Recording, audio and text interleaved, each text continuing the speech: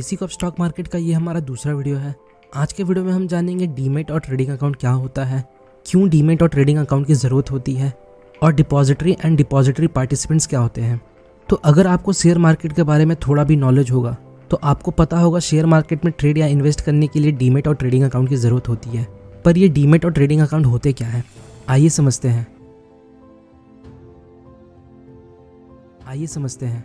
बहुत साल पहले जब टेक्नोलॉजी इतनी डेवलप नहीं थी तो शेयर्स को फिजिकल फॉर्म में ट्रेड किया जाता था। मतलब अगर किसी को शेयर्स बाय या सेल करने होते थे तो उसे एक्सचेंज जाकर के शेयर को बाय या सेल करना पड़ता था और शेयर्स को बाय करने पर एक फिजिकल डॉक्यूमेंट देते थे जिसे शेयर सर्टिफिकेट कहते थे। इस तरह से शेयर्स को बाय या सेल करने के कुछ डिसएडवांटेजेस थे, जैसे टाइम कंज्यूमिंग प्रोसेस। इस प्रोसेस में शेयर्स को बायर तक ट्रांसफ़र होने में कई हफ्तों लग जाते थे। दूसरा, शेयर्स को फिजिकल फॉर्म में ट्रेड किया जाता था जिससे इसमें मिस स्टेटमेंट के चांसेस होते थे।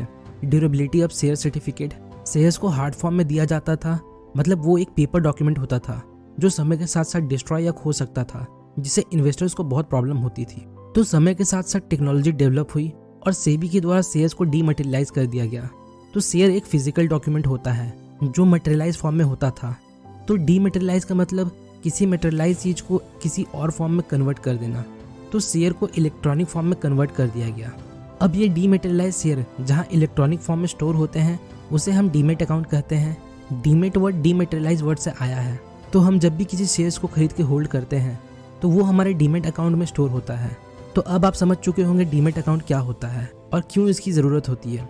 अब जानते हैं ट्रेडिंग अकाउंट का मतलब और उसके यूसेज। तो जब भी हम शेयर मार्केट में शेयर्स को बाय या सेल करते हैं तो पेमेंट या कैश रिसीव करने के लिए जिस अकाउंट की ज़रूरत होती है उसे हम ट्रेडिंग अकाउंट कहते हैं। आप सेकेंडरी मार्केट में शेयर्स के ट्रांजैक्शन अपने बैंक अकाउंट से नहीं कर सकते, उसके लिए आपको ट्रेडिंग अकाउंट की ज़रूरत होती है। ये आपके बैंक अकाउंट से लिंक होता है। अगर आपको शेयर्स बाय करने होते हैं तो आप अपने बैंक अकाउंट से ट्रेडिंग अकाउंट में पैसे ऐड करके शेयर्स को बाय कर सकते हैं। इसी तरह जब आपको कोई शेयर्स को सेल करना होता है तो पैसे आपके ट्रेडिंग अकाउंट में आते हैं और वहां से आप पैसे अपने बैंक अकाउंट में ट्रांसफर कर सकते हैं। तो अब डिपॉजिटरी का मतलब समझते हैं। तो डिपॉजिटरी एक इंस्टीट्यूट होती है जो हमें डीमैट अकाउंट की फैसिलिटी प्रोवाइड करता है, जहां हम अपने शेयर्स को इलेक्ट्रॉनिक फॉर्म में स्टोर करते हैं। ये स्टॉक्स की बाइंग एंड सेलिंग में सिक्योरिटी और लिक्विडिटी प्रोवाइड करती है, जिससे हम बिना किसी चिंता के शेयर्स को ऑनलाइन कम समय में बाय या सेल कर सकते हैं। इंडिया में 2 डिपॉजिटरीज हैं, पहला NSDL और दूसरा CDSL। तो डिपॉजिटरी पार्टिसिपेंट्स क्या होते हैं? डिपॉजिटरी पार्टिसिपेंट डिपॉजिटरी के एजेंट होते हैं जो इन्वेस्टर और डिपॉजिटरी के बीच मीडिएटर का काम करती है। इंडिया में कई डिपॉजिटरी पार्टिसिपेंट है, जैसे angel one, Zerodha, Upstox, share Khan, HDFC bank security इत्यादि। और भी कई डिपॉजिटरी पार्टिसिपेंट हैं इंडिया में।